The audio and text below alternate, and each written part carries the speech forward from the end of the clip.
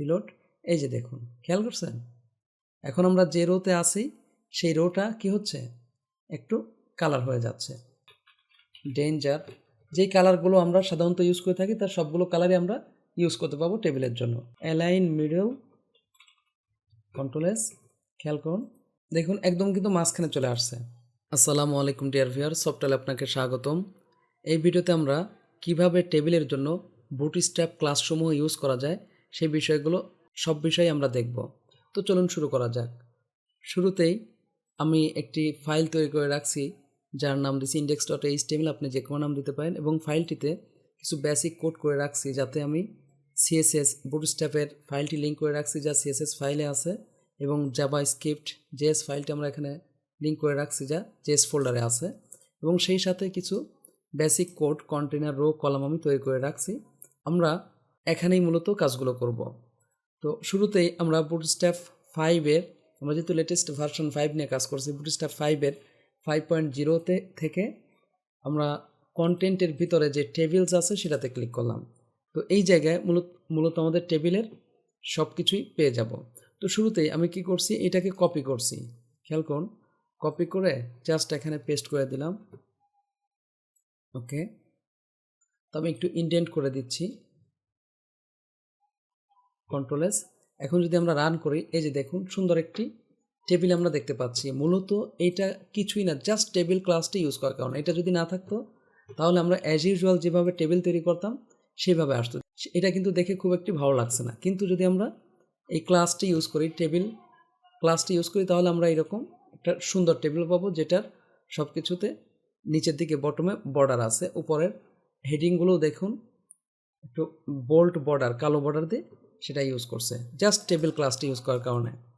তো টেবিলের আরও প্রয়োজনীয় ক্লাসগুলো এখন আমরা একের পর এক দেখতে থাকি। খেয়াল করুন, আমরা যদি টেবিলকে কালার করতে চাই তাহলে এই যে এই কালারগুলো ইউজ করতে পারবো যেগুলো নিচে দেখাই দিছে, যে টেবিল প্রাইমারি, টেবিল সেকেন্ডারি। তো আমি সাপোজ এখান থেকে টেবিল প্রাইমারিটা নিলাম, কন্ট্রোল সি, জাস্ট এই যে টেবিল ক্লাসটা আমার থাকবে, এরপরে আমরা এটা ইউজ করব। খেয়াল করুন, কন্ট্রোল এস। এখন যদি আমরা রান করে, এই যে দেখুন আমার প্রাইমারি কালার আসছে। তো এখানে আমরা চাইলে অন্য অন্য কালারগুলো ইউজ করতে পারি। কি আছে, secondary, control V, control S, খেয়াল করুন এই যে সেকেন্ডারি কালার আসলো। তারপর এখানে আছে ডেঞ্জার। এইভাবে যেই কালারটা আপনার পছন্দ সেটা নিতে পারেন। যেমন আমি ইনফো নিলাম, এখানে আমরা কি বলবো, ইনফো, কন্ট্রোল এস, খেয়াল করুন এই যে ইনফো আসছে। তো একইভাবে আমরা চাইলে এখানে নিতে পারি ডেঞ্জার, এই যে দেখুন। তো এই জায়গায় যেই কালারগুলো আপনি দেখতে পাচ্ছেন এর সবগুলো কালারই আমরা টেবিলের জন্য ইউজ করতে পারবো। মজার জিনিস হচ্ছে যে খেয়াল করুন, আমরা বিজি ইনফো, বিজি প্রাইমারি এই বিষয়গুলো শিখেছি, কিন্তু টেবিলের সাথে এটা কেন? খেয়াল করুন, আমি যদি এখানে বিজি ইনফো দেই,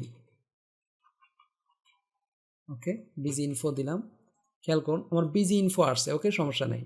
কিন্তু যদি আমরা বিজি ডার্ক ইউজ করি, খেয়াল করুন তো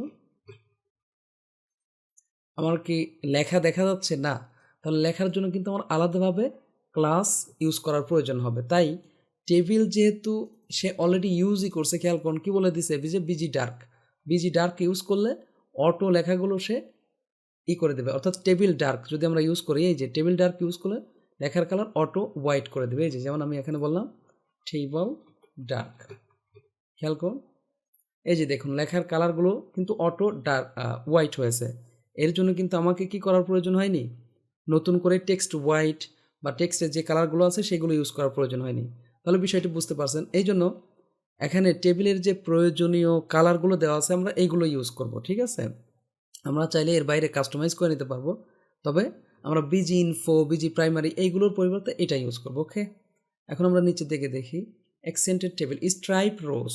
খেয়াল করুন, আমরা যদি আমার টেবিলের যদি অনেকগুলো ডাটা থাকে, খেয়াল করুন আমরা রিলোড দিলাম এইটাকে, সাপোজ আমরা কিছু ইউজ করলাম না, এখানে আমি কালার ইউজ করছি না, এরকম আসলো। তো এইটা কিন্তু কি হয়েছে, কোনো বোঝা যাচ্ছে না যে কোন কলাম কার জন্য, অর্থাৎ কোন রো কার জন্য, এটা বুঝতে একটু সমস্যা হচ্ছে, কোন ডাটা কার জন্য। এর জন্য আমরা এখানে কি বলতে পারি, টেবল স্ট্রাইপড। এক্ষেত্রে কী হবে, আমাদের টেবিলটা স্ট্রাইপড হয়ে আসবে, অর্থাৎ একটার পর একটা কালার, অর্থাৎ ডিফারেন্ট কালার আসবে, একটা একটার সাথে মিলবে না। খেয়াল করুন আমি যদি এখন ডাটা বাড়িয়েও দেই, এখানে আমরা 2 রো না করে 1 রোই আমাদের থাক। ওকে, কন্ট্রোল এস, জাস্ট এই যে এখানে 2 রো ছিল, 2 কলাম নেওয়া ছিল, আমরা এটাকে ডাটা বাড়িয়ে দিচ্ছি। এখন ধরে নিন যে আমি আরও ডাটা নিলাম, কন্ট্রোল এস, খেয়াল করুন এক্ষেত্রে কিন্তু আমাদের স্ট্রাইপড হয়ে আসছে, খেয়াল করছেন? তো এখন এইভাবে আমরা বিভিন্ন ইউজ করতে পারবো। খেয়াল করুন আমরা যদি টেবিল ডার্কও ইউজ করি তাহলে যে এরকম আসবে, ঠিক আছে? টেবিল ডার্কের জন্য সে একটি কালার দিয়ে রাখছে, আমরা এটা ইউজ করি। এই যে দেখুন এক্ষেত্রেও কিন্তু আমাদের স্ট্রাইপটা মনে হবে। এই যে দেখুন এইটা এক ধরনের একটু লাইট, এটা ডিপ, বোঝা যাচ্ছে। তো টেবিল স্ট্রাইপ, টেবিল সাকসেস, যে কোনোটাতে আমরা ইউজ করলে তার প্রয়োজনে যেই কালারটা এখানে দেওয়ার দরকার সেটা সে দিয়ে দেবে, অর্থাৎ আমরা এইটা দেখতে পাবো, টেবিল স্ট্রাইপড বিষয়টি আমরা বুঝতে পারবো, ঠিক আছে? এখন কথা হচ্ছে যে মাউস নিয়ে গেলে, খেয়াল করুন মাউস নিয়ে গেলে যেন আমার এগুলো অন্যরকম কালার দেখে। আচ্ছা আমি আপাতত টেবিল ডার্কটা রাখতে চাচ্ছি না, জাস্ট ফ্রেশভাবে রাখতে চাচ্ছি। আমরা এখন চাচ্ছি যে মাউস নিয়ে গেলে যেন বোঝা যায় যে আমি এখন এই রোতে আছি, তার জন্য আমরা ইউজ করবো টেবিল হোভার। এই যে দেখুন, কন্ট্রোল এস, রিলোড, এই যে দেখুন, খেয়াল করছেন? এখন আমরা যে রোতে আছি সেই রোটা কি হচ্ছে, একটু কালার হয়ে যাচ্ছে। ওকে, তো টেবিল হোভার আমরা বুঝলাম। খেয়াল করুন কালারের সাথে আমরা ইউজ করতে পারি টেবিল স্ট্রাইপড হোভার, বুঝতেই পারতেছেন। তারপরে কি আছে, টেবিল অ্যাক্টিভ। খেয়াল করুন আমরা যদি কোনো একটি রোকে অ্যাক্টিভ করে রাখতে চাই, জাস্ট এর মধ্যে আমরা ইউজ করব ক্লাস, কি বললাম, টেবল অ্যাক্টিভ। খেয়াল করেন মূলত এক্ষেত্রে আমরা একটু স্ট্রাইপটা উঠিয়ে দিচ্ছি বোঝার স্বার্থে। খেয়াল করুন এই যে দেখুন এটা কিন্তু অ্যাক্টিভ হয়ে আছে, এরকম যেই জায়গায় আপনি ইউজ করবেন এই ক্লাসটি সেটা কি হবে, অ্যাক্টিভ হয়ে থাকবে। যেমন আমি এখানে বললাম, ধরে নিন যে এইটাকেই বললাম অ্যাক্টিভ ক্লাসটি আমরা চাইলে কিন্তু ইয়েতেও ইউজ করতে পারি, কোথায়, জাস্ট যে কোনো ডাটাতেও, টেবিল টিডিতেও ইউজ করতে পারি। যেমন আমি এটা কাট করে নিয়ে গেলাম একটি টিডিতে, খেয়াল করুন control V, control S, just জ্যাকব কী হয়ে থাকবে, এই যে আমি এইটাতে ইউজ না করে নিচের রোতে ইউজ করি, বুঝতে সুবিধা হবে। খেয়াল করেন কন্ট্রোল এস, এই যে দেখুন class table active Larry the bird, এই যে, আচ্ছা এইটাতে অলরেডি টেবিল অ্যাক্টিভ আমার আছে, এটা বোঝা যাবে না, আমরা অন্যটাতে ইউজ করি। খেয়াল করেন আমরা এখানে ইউজ করলাম, এই যে দেখুন টেবিল অ্যাক্টিভ, এটা কিন্তু অ্যাক্টিভ কালার হয়ে আছে। তো আমরা দেখলাম যে কিভাবে যে কোনো একটি সেলকেও আমরা অ্যাক্টিভ করে রাখতে পারি just table active class use করে। ওকে, এখন আমরা এই যে টেবিল বর্ডার্স, খেয়াল করুন আমাদের টেবিলে কিন্তু কোনো বর্ডার নেই। আমরা যদি আমাদের টেবিলে যাই, খেয়াল করুন আমাদের টেবিলে বর্ডার আছে নিচের দিকে, কিন্তু চতুর্দিকে বর্ডার নেই। তো চতুর্দিকে যদি বর্ডার দিতে চাই, জাস্ট আমরা যে ক্লাসটি ইউজ করব টেবল বর্ডার, খেয়াল করুন কন্ট্রোল এস। এখন যদি আমরা রিলোড দিই, এই যে দেখুন চতুর্দিকে বর্ডার চলে আসছে। বেটার হয় আমরা এখানে একটু M5 দিয়ে আসি, তাহলে আমার উপর থেকে নিচে নামবে। এই যে দেখুন আমার কিন্তু টেবিল চতুর্দিকে বর্ডার পেয়ে গেছে। তো এই বর্ডারকে আমরা চাইলে আবার কিন্তু কালার করতে পারি। খেয়াল করুন এই যে বর্ডার প্রাইমারি, তো আমরা এখানে দিয়ে দিলাম বর্ডার প্রাইমারি, রিলোড, এই যে দেখুন প্রাইমারি। তো এইরকম যতগুলো কালার আছে, সাকসেস, খেয়াল করুন বর্ডার সাকসেস হয়েছে, এইভাবে ডেঞ্জার, যেই কালারগুলো আমরা সাধারণত ইউজ করে থাকি তার সবগুলো কালারই আমরা ইউজ করতে পারবো টেবিলের জন্য। আশা করি বুঝতে পারছেন। এখন টেবিলস উইদাউট বর্ডার্স, আমরা যদি টেবিলটাকে বর্ডার না চাই তাহলে আমরা কি বলবো, টেবিল বর্ডারলেস। খেয়াল করেন আমরা বর্ডার না দিলেও কিন্তু আমাদের একটি বর্ডার আসে, খেয়াল করবেন। আমি এটা কেটে দিলাম কন্ট্রোল এস, আমরা বর্ডার দেই নাই কিন্তু তারপর দেখতে পাবো আমাদের কিন্তু একটা বর্ডার আসে, এই যে বর্ডার কিন্তু আসছে, খেয়াল করছেন। তো এই বর্ডারটা যদি আমরা না চাই তাহলে জাস্ট আমরা বলবো এই যে দেখুন যে ক্লাসটি আছে টেবিল বর্ডারলেস, আমরা কি বলবো টেবল বর্ডারলেস, কন্ট্রোল এস। খেয়াল করুন এক্ষেত্রে কিন্তু কোনো বর্ডার আর থাকবে না, অর্থাৎ ডিফল্ট শুধু টেবিল ক্লাসের জন্য যেই বর্ডারটা ছিল সেই বর্ডারটাও কিন্তু এখন উঠে গেল, খেয়াল করছেন।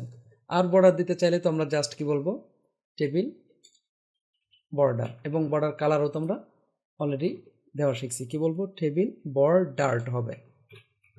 এই যে দেখুন টেবিল বর্ডার, কালারটা আমরা দিয়ে দিই বর্ডার বর্ডার ডেঞ্জার, এখানে আর হবে কন্ট্রোল এস। এই যে দেখুন আমার বর্ডারের কালার কিন্তু লাল হয়ে গেল।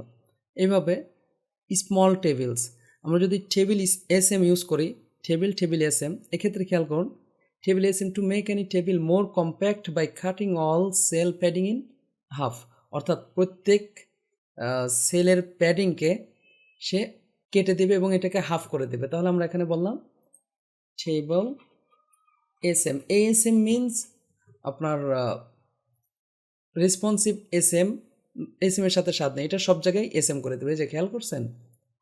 এখন আমার টেবিল অর্থাৎ স্মল ডিভাইস হলেই যে এস এম করবে তা নয়, এই যে দেখুন এটা কিন্তু লার্জ ডিভাইস, এখানেও কিন্তু এস এম করে দিছে। এস এম না থাকলে কী হতো খেয়াল করুন, এই যে আমার টেবিলের সেলগুলো অনেক হয়েছে, প্যাডিং সহকারে আসছে, কিন্তু যদি এইটা আমাদের দেই, এই যে খেয়াল করুন অনেক কম্প্যাক্ট হয়ে গেছে, যেটা টেবিল স্ট্রাইপড। ওকে, আমরা যদি ভার্টিক্যাল অ্যালাইনমেন্ট বুঝতে চাই তাহলে একটু খেয়াল করুন, আমার যে কোনো একটি সেলে ডাটা বেশি থাকলে যেটা হবে যে অন্য সেলে ডাটা কম থাকার কারণে হতে পারে সে টপ, মিডিল বা বটমে আমার রাখার প্রয়োজন হতে পারে। তো সেই বিষয়টা আমরা দেখব, খেয়াল করুন। তার জন্য একটা কাজ করি, টি বডি এখান থেকে আমরা কিছু টিআর কমিয়ে নেই, এত আমার দরকার নেই, জাস্ট টি বডি রেখে দুইটা, একটা হেডিং রাখলাম, একটা হচ্ছে আমাদের টিআর রাখলাম। ওকে, রিলোড।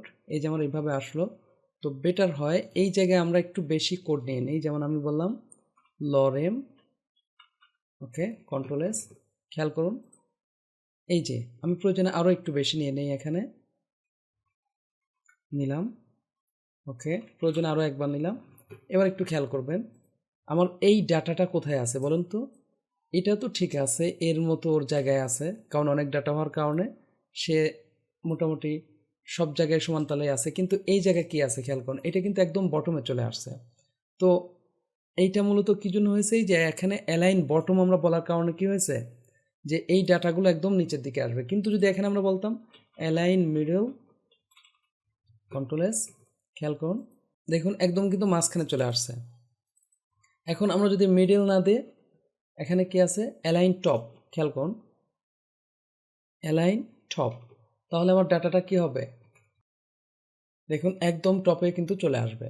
তো তার মানে আমরা আমাদের ভার্টিক্যাল অ্যালাইনমেন্ট কন্ট্রোল করতে পারি কিভাবে, জাস্ট এখানে আমরা একবার বললাম টপ, তারপরে বললাম বটম, দেখুন এটা কিন্তু বটমে চলে আসবে। এখন এই যে ডাটাগুলো বটমে আসছে। আর যদি আমরা মিডল বলি তাহলে কোথায় আসবে, বুঝতেই পারতেছেন মাঝখানে চলে আসবে। তো এক্ষেত্রে আমার ডাটাগুলো আমাদের প্রয়োজন মতো দেখাতে পারবো। তো আশা করি ভার্টিক্যাল অ্যালাইনমেন্ট বুঝতে পারছেন। এবার যদি আমরা দেখি যে নেস্টিং, খেয়াল করুন নেস্টিং এখানে যেই কাজটি করছে, এই যে দেখুন নেস্টিংয়ের ক্ষেত্রে যেটা হয়েছে যে টেবিলের মধ্যে আরও একটি টেবিলের টিয়ারের মধ্যে আরও একটি টেবিল তৈরি করা হয়েছে। সেটা কিভাবে খেয়াল করুন, আমরা যদি এখানে প্র্যাকটিক্যালি দেখি, খেয়াল করুন এই জায়গায় আমি ডাটা কমিয়ে দিলাম, যেহেতু এটা আমরা বুঝে ফেলছি, আমরা এটা রাখতে চাচ্ছি না, আমি এটাকে উঠিয়ে দিলাম, কন্ট্রোল এস, খেয়াল করুন এই যে আমার ডাটা আসলো। তো আমি একটু ডাটা বাড়িয়ে নেই, বেটার হবে বুঝতে। ওকে, আরও তিনটা আমরা নিলাম, এই যে দেখুন আমার ডাটা আসছে। এখন খেয়াল করুন এই জায়গায় বা যে কোনো কলামের ভিতরে আমি চাচ্ছি আরও একটি টেবিল ওপেন করতে। এই যে দেখুন TD4 কল স্প্যান 4, তার মানে কি এই কলামটাকে সাপোজ এটাকে আমি TD করে দিলাম। টি হেড বলতে আমরা জানি যে এটা হচ্ছে TD বোঝায়, টেবিল হেডিং বোঝায়। তো আমি এটাকে TD করে রাখলাম, খেয়াল করুন। তো আমি চাচ্ছি এই জায়গাতেই আমাদের আরও একটি টেবিল তৈরি করতে এর ভিতরে, তাহলে এটাকে আমরা কী করে দিই কল স্প্যান। আমাদের এখানে কয়টা কলাম আছে খেয়াল করুন তো, 1 2 3 4, তাহলে আমি 4 করে দিলাম। খেয়াল করুন বাকিগুলো কিন্তু আমার লাগবে না, এই যে 1 কি হয়েছে 4 পর্যন্ত স্প্যান হয়েছে। এখন এর ভিতরে যদি আমরা আবার টেবিল নিতে চাই, জাস্ট আমরা এভাবে বলে দিতে পারি টেবল, তারপর আমরা বললাম ক্লাস, খেয়াল করুন আমরা বললাম টেবল, সাপোজ আমি টেবিল প্রাইমারি দিয়ে দিলাম, একটা আলাদা কালার নিলাম, এখানে আমরা বললাম টিআর TD, বেটার হয় আমি একটু শর্ট করে ইউজ করছি, TD মনে করেন 4 দিলাম, এই যে আসছে। দিয়ে দিলাম। খেয়াল করুন এক্ষেত্রে কিন্তু আমার টেবিলের ভিতরে টেবিল আসলো, সেই টেবিলটার কালার কিন্তু চেঞ্জ হয়ে গেছে, খেয়াল করছেন। এখানে চাইলে কিন্তু আমাদের রো আমরা ইচ্ছা মতো বাড়াতে পারি। এই যে দেখুন আমরা অনেকগুলো রো বাড়িয়ে নিছি, এই যে দেখুন। তার মানে এই টেবিলের ভিতরে আমার আর একটা টেবিল কিন্তু তৈরি হয়ে গেছে। তো আশা করি বুঝতে পারছেন যে নেস্টিং টেবিল এভাবে আমরা করতে পারি। তো এবং নেক্সটের টেবিলের কালার চাইলে আমরা আমাদের মতো করে ইচ্ছা মতো চেঞ্জ করতে পারি, ঠিক আছে। ক্যাপশান, এখন টেবিলে ক্যাপশান চাইলে এটা আগের মতোই, জাস্ট ক্যাপশানটা ইউজ করলেই হলো। দেখুন আমরা এখানে ক্যাপশান আমরা জানি যে টেবিলের পরে এটা ইউজ করা হয়। এই যে দেখুন আমাদের টেবিলের ক্যাপশানটা নিচে আসলো। বেটার হয় আমরা এই রোটি উঠাইয়া দেই, যেহেতু নেস্টিং আমরা বুঝে ফেলছি। হ্যাঁ, ক্যাপশান মূলত নিচেই আসবে, খেয়াল করছেন। দেখুন আমরা কি বলছি, ক্যাপশান দেওয়াতে কী হয়েছে, টেবিলের নিচে চলে আসছে, কারণ টেবিল ক্লাস ইউজ করার কারণে এই যে দেখুন এখানে স্টাইলটা দেখেই দিচ্ছে যে ক্যাপশান নিচে আসবে। এখন ক্যাপশানকে যদি আমরা উপরে চাই তাহলে আমাদের টেবিলের ভিতরে একটি ক্লাস ইউজ করতে হবে যার নাম হচ্ছে ক্যাপশান টপ। খেয়াল করুন এখানে কি বলতে হবে, ক্যাপশান টপ। টপ বললে এই লেখাটা আমার কিন্তু উপরে চলে আসবে, এই যে দেখুন উপরে চলে আসছে। তার মানে আমরা ক্যাপশান ইউজ করতে পারি, ডিফল্ট সেটা নিচে থাকে, এবং ক্যাপশান টপ বললে কী হবে, টেবিলের উপরে চলে আসবে। এবার রেসপন্সিভ টেবিল ইউজ করতে হলে তাহলে আমাদের ডিপ ক্লাস টেবিল রেসপন্সিভ, এই ডিপের মধ্যে আমাদের টেবিলটি রাখা উচিত। যেমন যে আমি বললাম ডিপ ক্লাস টেবিল রেসপন্সিভ, এর ভেতরে কী হবে, আমার পুরো টেবিলটি রাখতে হবে। ওকে, এক্ষেত্রে আমরা রেসপন্সিভে ভালো করতে পারবো। সেই সাথে এই যে টেবিল রেসপন্সিভ বলছি, খেয়াল করুন নিচের দিকে আমাদের অনেকগুলো রেসপন্সিভের ক্ষেত্রে কি ইউজ করতে পারবো, table responsive SM, MDL, GXL, XXL, এই বিষয়গুলো ইউজ করতে পারবো। এই যে দেখুন table responsive SM, table responsive MD, তো কোন জায়গায় কী ধরনের আচরণ হবে সেই বিষয়গুলো আমরা করতে পারবো, খেয়াল করছেন। Table responsive LG। ওকে, তো এই ছিল মূলত টেবিল বিষয়ে আমাদের প্রয়োজনীয় ক্লাসসমূহ। আশা করি বুঝতে পারছেন যে কিভাবে টেবিল নিয়ে বুটস্ট্র্যাপে কাজ করা যায়। যদি ভিডিওটি ভালো লেগে থাকে প্লিজ লাইক করবেন এবং কমেন্ট করে আপনার অনুভূতি জানাবেন। আর যদি চ্যানেলটিতে সাবস্ক্রাইব করে না থাকেন প্লিজ সাবস্ক্রাইব করবেন। পরবর্তী ভিডিওতে দেখা হচ্ছে। আল্লাহ হাফেজ।